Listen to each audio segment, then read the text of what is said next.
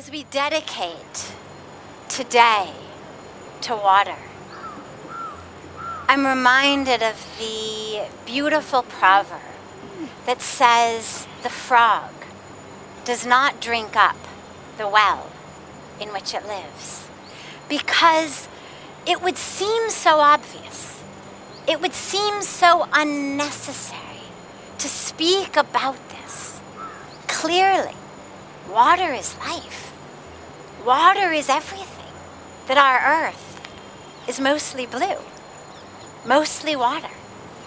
And beautifully, the earth is water in the same way that the human body is water. The percentage of the earth that is water, which is just about 70%, is the same percent that our human bodies are approximately water.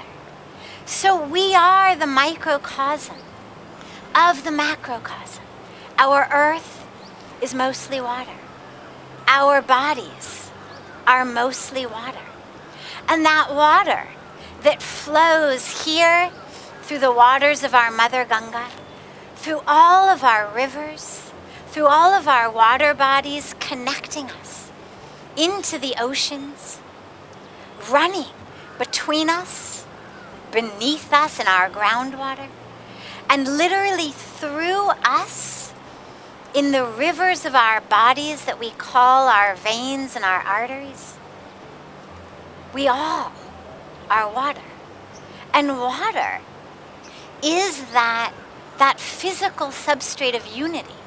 When we speak about oneness and union, we just had our International Day of Yoga, where we spent the day and days before it talking about how we are one, how we are united. Well, water is the physical reminder of that. The same exact substance that makes us up is what makes up the earth. It's literally that which we are and that which connects us, which makes us realize how important it is, of course, but also how tragically absurd or absurdly tragic it is to actually have to have all of these events around reminding us of the importance of water. Every day, all over the world, parents get up, they go to work, they sit in traffic, they commute, cars, trains, buses, subways. People do things that they have no interest in doing just to make enough money to give their children a good life, to give their children a good education, to give their children the opportunity that they personally didn't have. The dilemma with that is, as beautiful as it may be, as inspiring, as wonderful, as understandable as it may be, if there's no water, all the education in the world isn't going to benefit them. If there's no water, it's irrelevant what job they're going to get. It's irrelevant what type of opportunities they will have. Without water, there is no opportunity.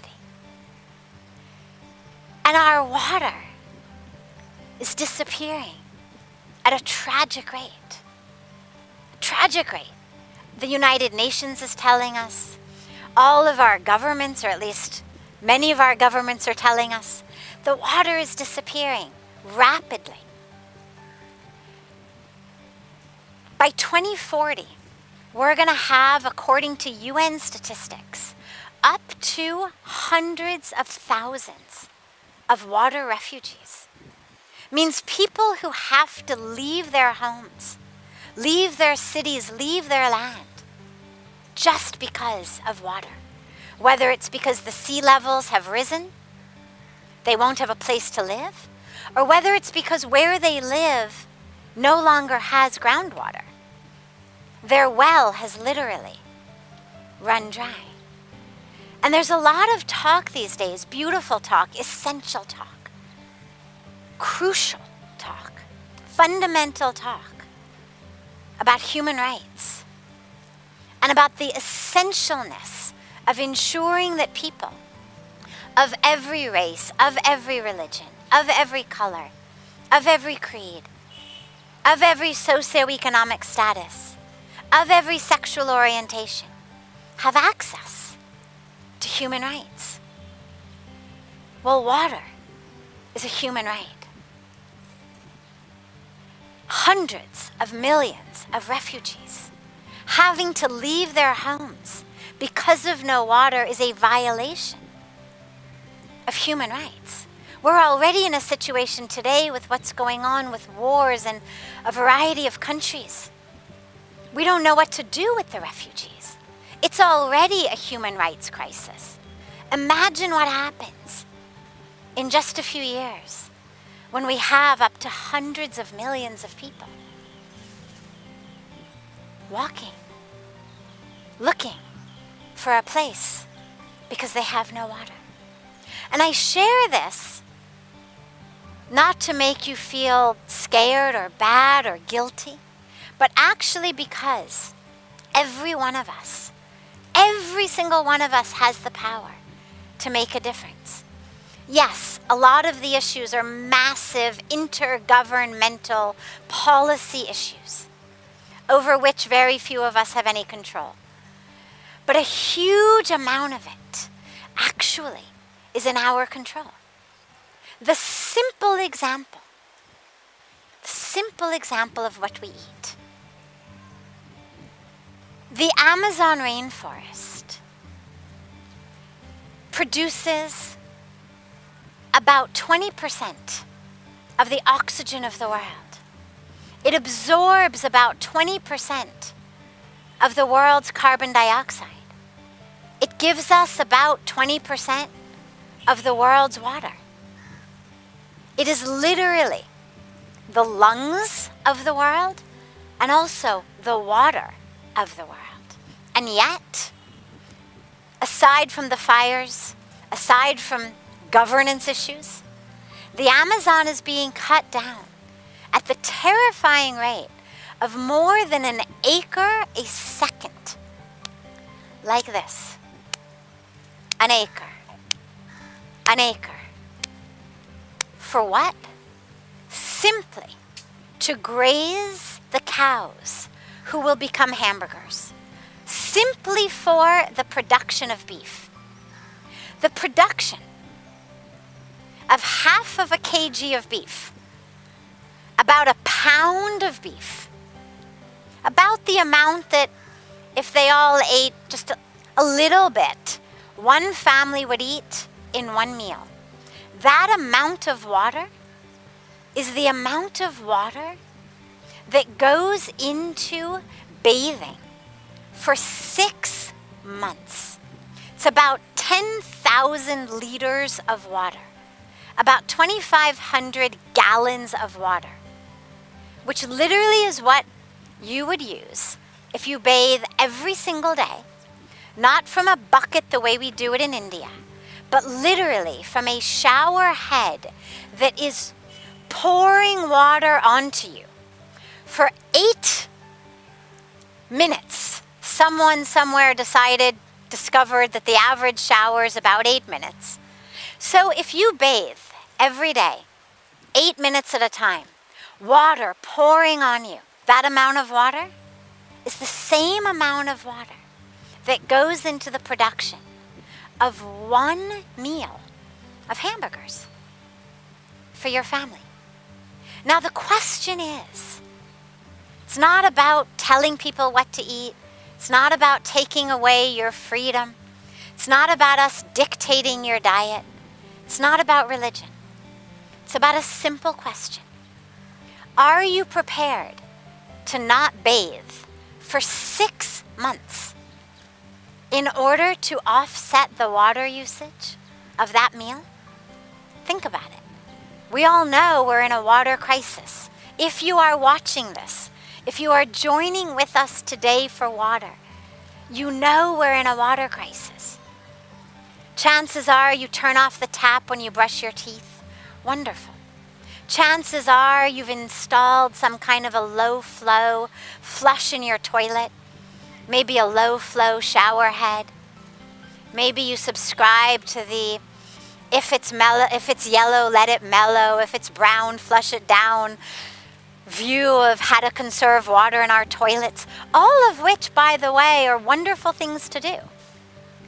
And all of which combined pale in comparison to the amount of water that goes into what you eat.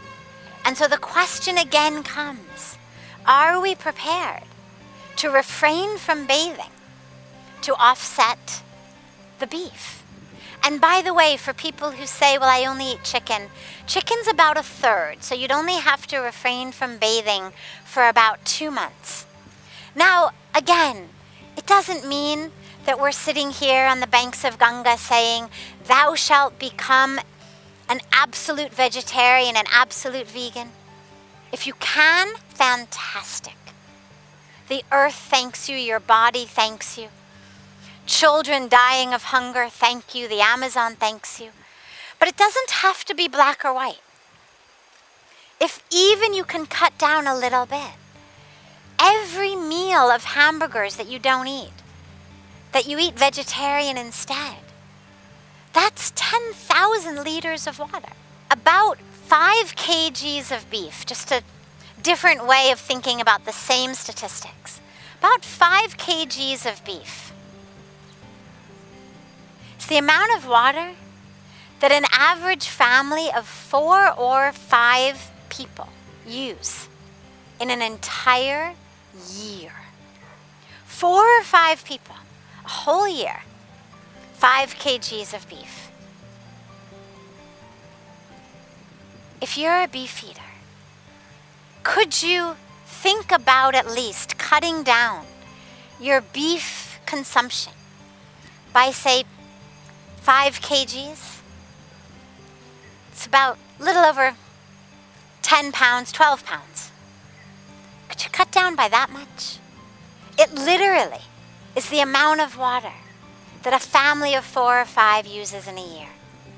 So while, yes, we are facing a global water shortage, we're dealing with global land shortages and food shortages, mostly what we have is a global consciousness shortage.